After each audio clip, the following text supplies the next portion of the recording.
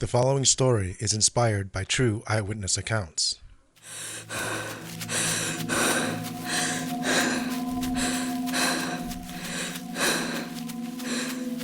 The forest is absolutely still when the runner enters frame. A young woman, wearing only her nightgown. From the look on her face, we fear she is being hunted.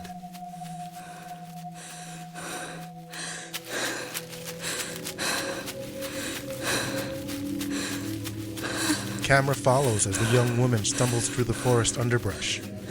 Running down into a clearing, she trips and falls. When she looks up, suddenly the forest comes alive.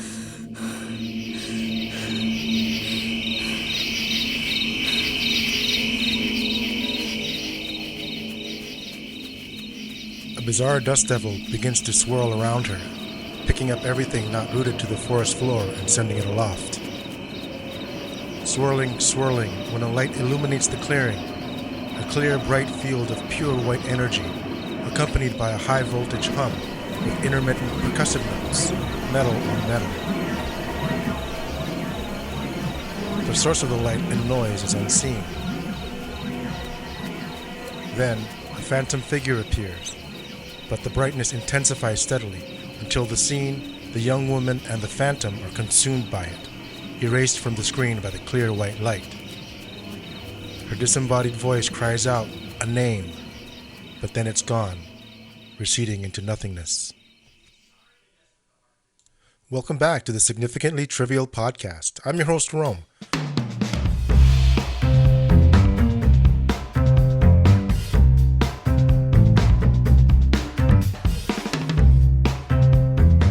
Thank you for joining me again. If you're new to the podcast, just a quick background into it.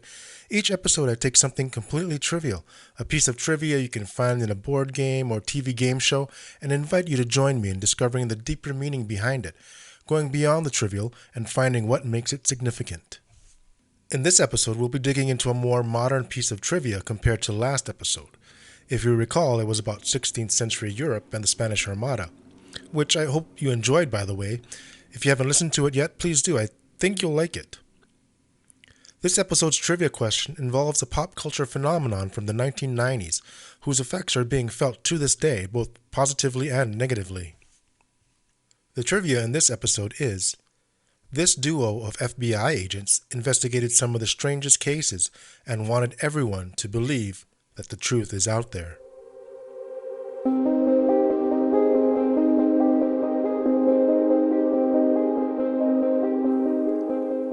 And the answer is Agents Fox Mulder and Dana Scully of the hit show The X-Files. How'd you like that music? Pretty cool, huh? Pretty spooky.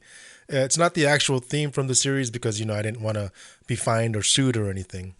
And I think this is a great topic to take us into October and the hunting season. And I also feel like October is the start of the holiday season. And then we'll close out the month with another scary themed episode on or around Halloween. But anyways, if you're unfamiliar with the show, maybe for our younger listeners or if you've never watched it, you've missed out on one of the most culturally significant television shows of the last few decades.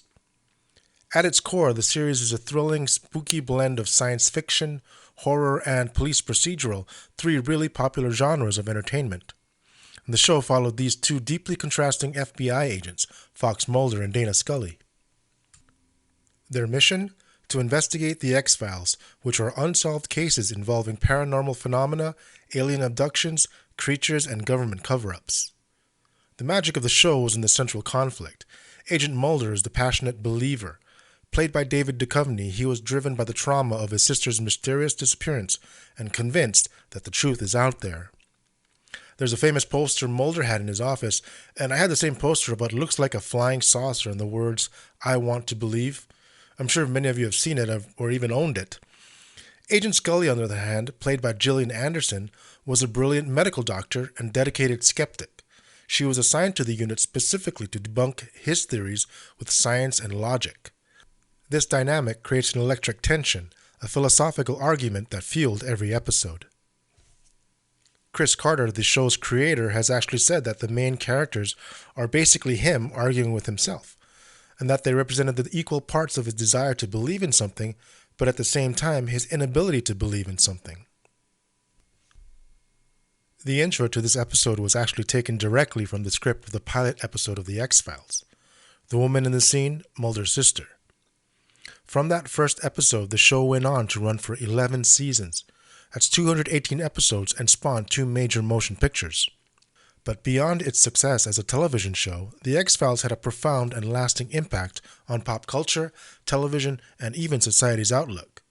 It still stands as a landmark television series that not only redefined genre storytelling, but also captured and shaped the cultural zeitgeist of the 1990s.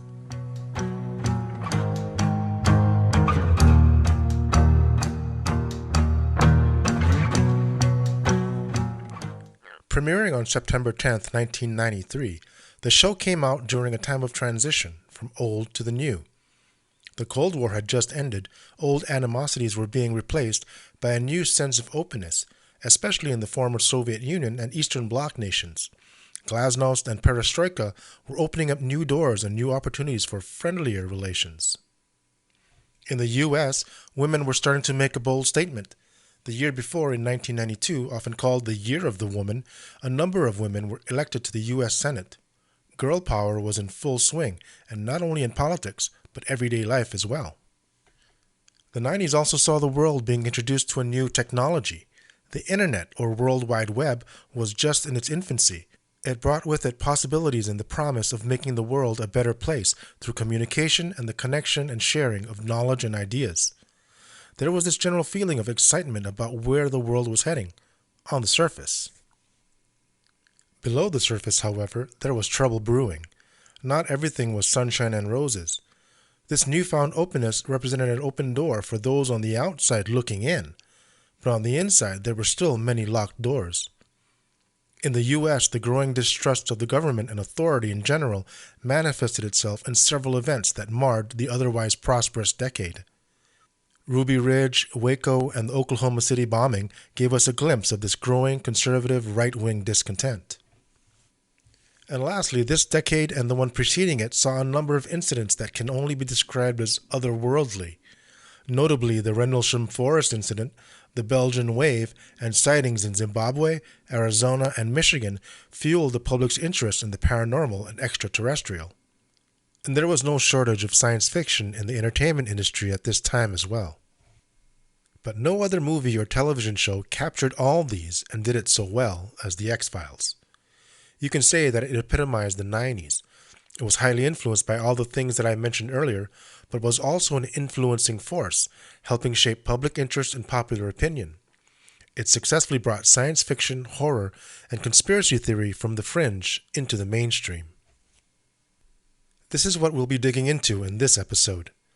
We'll unpack and discover what made this show such a hit, why it still holds a place in the American psyche, and how its impact played such a significant role and continues to play a role as the country and the world races towards an uncertain future.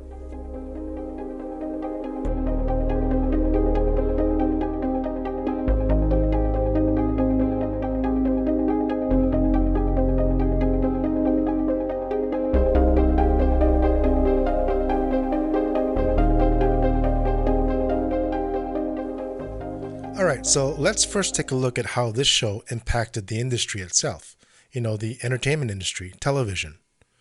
One person, Emily St. James of Vox, an online news and entertainment site, wrote, "The X-Files invented modern television."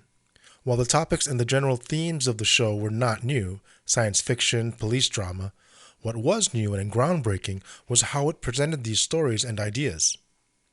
The series broke established formats and introduced narrative structures that became blueprints for countless shows that followed. This hybrid approach of storytelling consisted of 2 types, and it blended them seamlessly. The first is what became known as the Monster of the Week format. These were self-contained episodic stories featuring a new paranormal creature, villain, or unexplained phenomenon each week. Most episodes were of this type, and the show actually helped popularize the term. It too helped maintain the accessibility networks needed for their casual or inconsistent viewers. Anyone could tune in at any time and be treated with the story without needing to know the plot of the previous ones. Most mainstream network television, especially crime dramas, were dominated by this type of format. One of my favorite episodes was of this type as well. and it was titled Home. Some of you may remember it. It's a story about an inbred family, the Peacocks, living in the backwoods of Pennsylvania, I think, and apparently they were living like this since the Civil War. Oh, and by the way, they were cannibals. So it was creepy and had that Texas Chainsaw Massacre vibe. It was a great ride, a great episode. And I think it came out around Halloween as well. Yeah, October 11th, 1996. So the show's fourth season. The other format the show implemented was the mythology arc, or myth arc. Interspersed throughout the season, especially the premieres and finales, were mythology episodes that focused on the overarching continuous plot of the government conspiracy, alien colonization, and the fate of Mulder's sister. This storyline was complex, emotional, and required committed viewing, fostering a highly dedicated fan base, which we'll get to later. This serialized storytelling was often found in soap opera-style dramas, where each episode was just a part of a long-running storyline. About a third of the episodes focused on this complicated mythos-driven arc. These serialized episodes allowed the characters to be deeply affected by previous events, thus altering their personality and behavior through the course of a season or even the show's entirety. A great example of this were the ups and downs of Mulder and Scully's relationship, both professionally and personally. And what the show did so great, to me, was blending these two styles seamlessly. One way they did this was through the use of visual cues. You could be watching a Monster of the Week episode, and next thing you know, the scene cuts to a dark room with the man's hand reaching for a cigarette, or Mulder taping an X to his window. A lot of you know what I'm talking about. Those that don't, I'm sorry, but I can't go into too much detail about those things here. It's not the purpose of this podcast episode.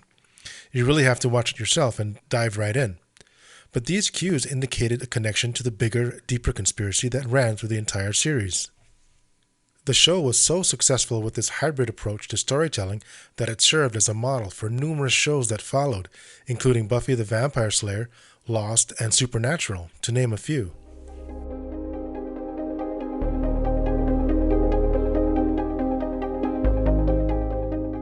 The next area of significance I want to talk about has to do with the show's premiere and original run perfectly coinciding with the rise of the internet. You have to remember that in the early 90s, the internet was very new. Not a lot of content was available. It wasn't like it is today, overly saturated with countless, often useless content where every niche has seemingly been filled. It was one of the first shows to cultivate a massive online community. Fans of the show became known as X-Files with a PH instead of an F. Latin, I guess, for love. They would gather in online forums and message boards, basically the social media of those days, and discuss the episodes, debate theories, and even write their own fan fiction. Some fans even noted, "You are only real if you are online." The show's fandom really took on a life of its own, becoming this vibrant, interactive community. And apparently it was a two-way street. The show's creators, including Chris Carter himself, became aware of this online community and would actively engage and interact with it, using it as a tool to gauge public opinion. On occasion, the feedback loop became real. The show's creators would put in little Easter eggs into the episodes based on the fan community's discussions. These nods and little shout-outs to the fans gave them a sense of ownership, of proprietorship, where they actually felt like part of the show and its characters, that they could actually influence it. A great example of this was Mulder constantly dropping his gun during action scenes. After the fans noticed it and kept joking about it, it became a running gag that the creators implemented. A bit of comic relief for the fans, and they loved it. But the best example of this synergy between the fans and the creators, and another lasting legacy of the show, was the creation of the term shipping, short for relationshipping. Credited for inventing the term, the show's fandom latched onto Mulder and Scully's relationship and was often a topic of discussion in the community, with many desiring their professional, platonic relationship to become more romantic. The intense, unresolved sexual tension between Fox Mulder and Dana Scully led to a passionate debate that split the fandom into two camps. The shippers, those who wanted the two to hook up and get together, and the no-romos, or no-romance group, who wanted to keep things strictly professional in fears of the show becoming something else, which they didn't want. This fan-driven focus on the main character's relationship became just another reason to tune in each week, And the creators, they were paying attention as well, teasing the shippers here and there with each episode. It was a really fun part of being a fan of the show, and it laid the foundation for future fandoms to come. Let's dive deeper into their relationship, but not romantically or as individuals or people, but let's take a look at the fundamental dichotomies they each represented: belief versus skepticism, and faith versus reason. There's no doubt that Mulder's belief system was influenced by experience and driven by personal trauma, his sister's abduction, and his distrust of the government. He operated on instinct and would pursue any lead that fit his pre-existing narrative. You can probably see where I'm going with this. The world today is filled with these believers. The believe first and verify later or not at all crowd. Those who fall into echo chambers or are captured by a dramatic, emotionally resonant conspiracy theory, often found online, and accept it because it feels true or confirms their deep-seated distrust and only supports their narrative. The world, especially online, is rife with these examples. I don't want to get into this too much here, I'll come back to this later, but for now let's compare this to Scully's persona. Scully was the skeptic.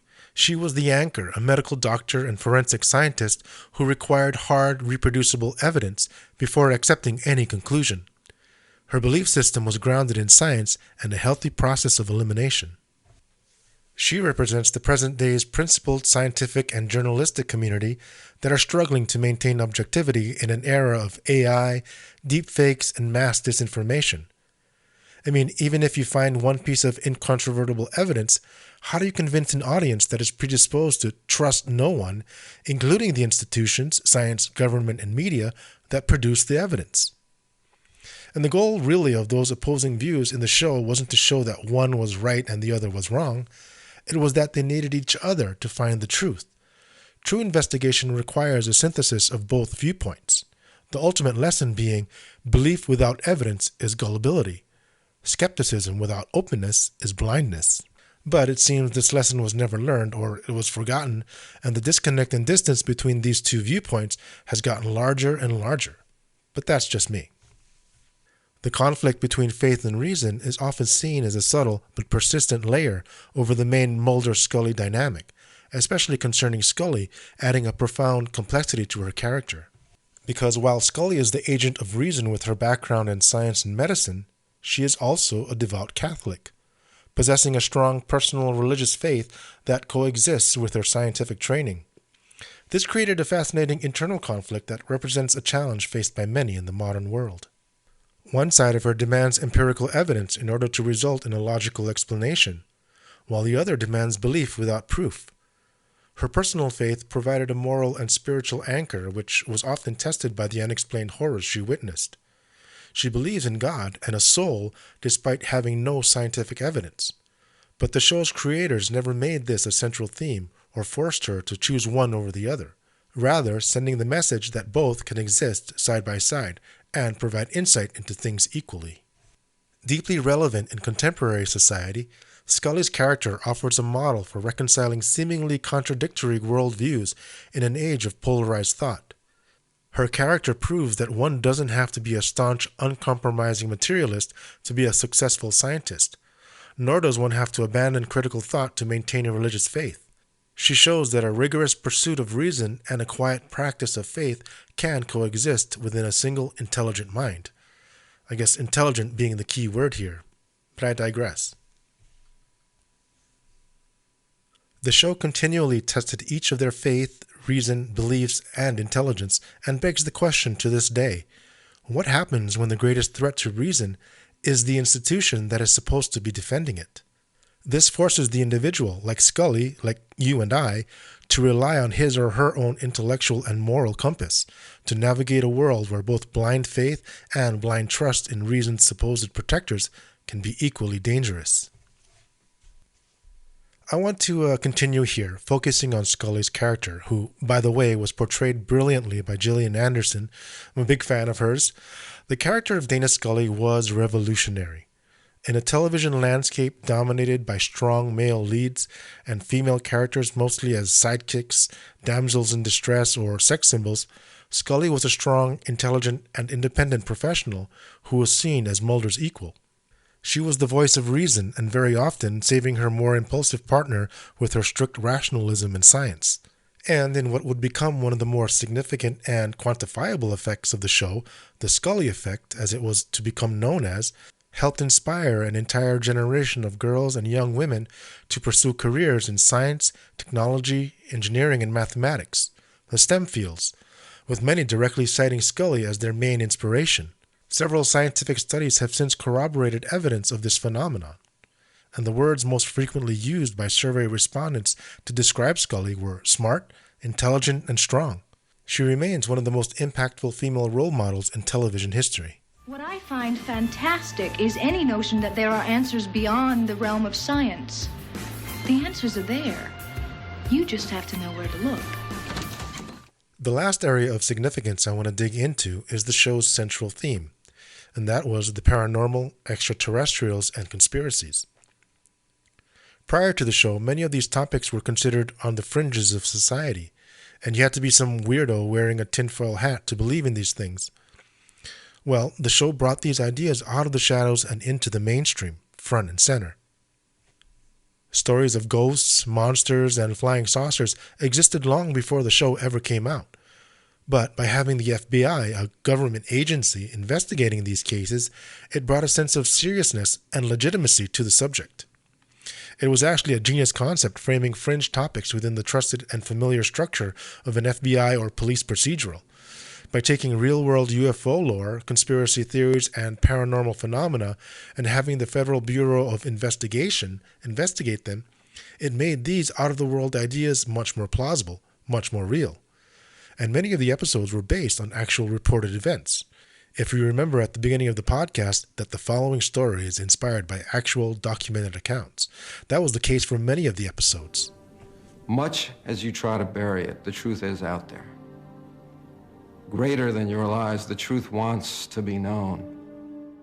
The show explored several contemporary UFO legends, including the Roswell incident, Area 51, alien abductions, the Majestic 12, which was this shadowy secret committee of scientists and military leaders formed to handle the UFO problem. Think Men in Black. And it was this, UFOs and aliens, that formed the basis of the show's mythos, that underlying story that weaved its way through the show's entire 11-season run. But the show and its creators took it a step further and did something that I think is brilliant. It brought all of these seemingly unrelated events and connected them under an umbrella of government conspiracy. You have to remember, too, that the show came out after the Cold War had ended. There was no longer this external boogeyman that posed an existential threat to Americans. And what the show did was turn this threat internally, emanating from a corrupt shadow government, our own government. The enemy was now ourselves. It provided a blueprint for how people could look at the world and see connections where none were officially acknowledged.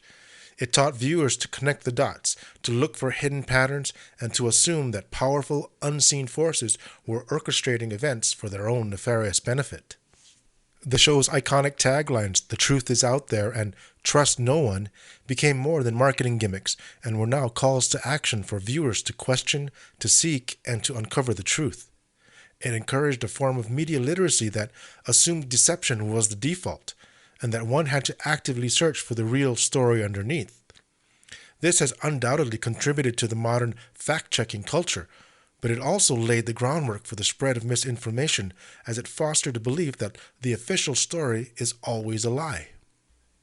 Now, you can see how dangerous this way of thinking is, especially when you frame it in the backdrop of today's divisive and toxic environment. I do also want to touch on a startling moment of prescience or coincidence, whatever you want to call it. In one of the episodes of The Lone Gunman, a spin-off of The X-Files, some of you may be familiar with it. It was based on some of the show's recurring characters. It didn't last very long and never really had the same impact. But anyways, in one of the episodes, a shadowy organization pilots a commercial airliner into the World Trade Center to stage a false flag event and increase defense spending. This episode aired in March 2001, 6 months before the September 11th terror attacks in New York City and the World Trade Center. Pretty strange, huh?